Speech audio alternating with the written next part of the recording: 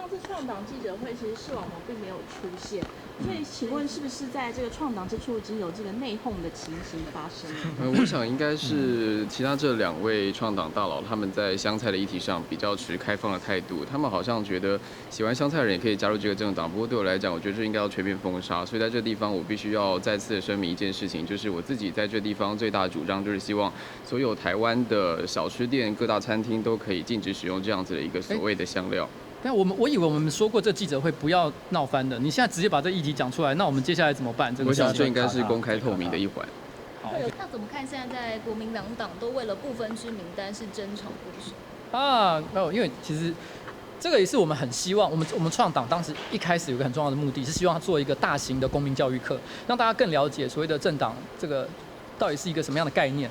因为有一天，其实我就很有趣，就我跟我老婆在聊天，我老婆平常是会看报纸，也会看各家像你们新闻媒体的一些内容的人。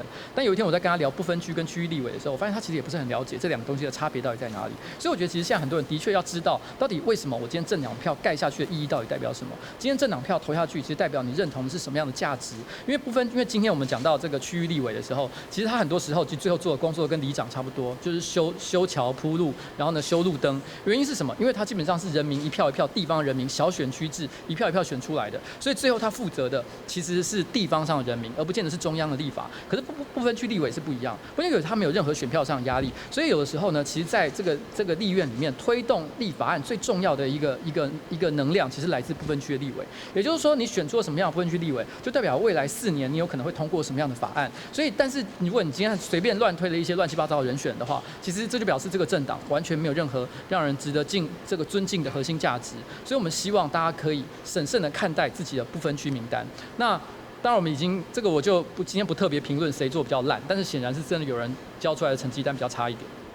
听说今天拒绝了蛮多一些政治人物要求想要来致意的，包含像是刘宥彤或是苏焕智都曾经跟你表达。这谁跟你们讲的不过是有这回事没错了。我以为这件事情我们没有特别要去强调这件事情，不过因为我们也不想给别人说我们跟特定的政治，因为如果要邀的话，那我就希望所有人都来，可是也不可能真的所有人都来嘛，所以我是觉得那就都不要好了。对。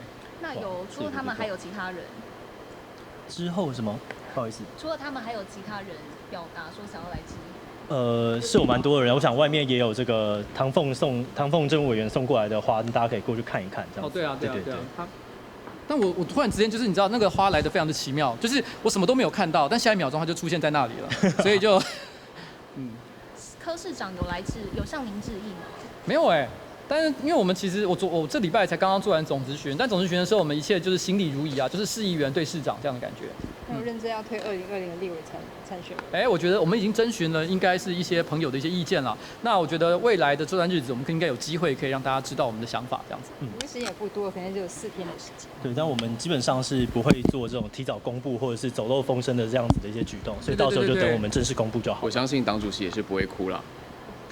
那这次公布后，可能民众党会不会想要对他们来的选票来势汹汹啊？为什么大家都觉得我们对台湾民众党影响比较大？其实我觉得我们该怎么讲呢？中道理性。没有啦，我很讨厌这个说法，就是说什么自己好像是这个中立选民，因为其实每个人都有自己的态度、自己的价值嘛，说自己中立选民，其实有点太假掰了啦。但是我觉得我们的立场不会真的是只有什么跟台湾民众党比较相近而已。事实上，其实我们跟几乎各党我都有一些好朋友啊。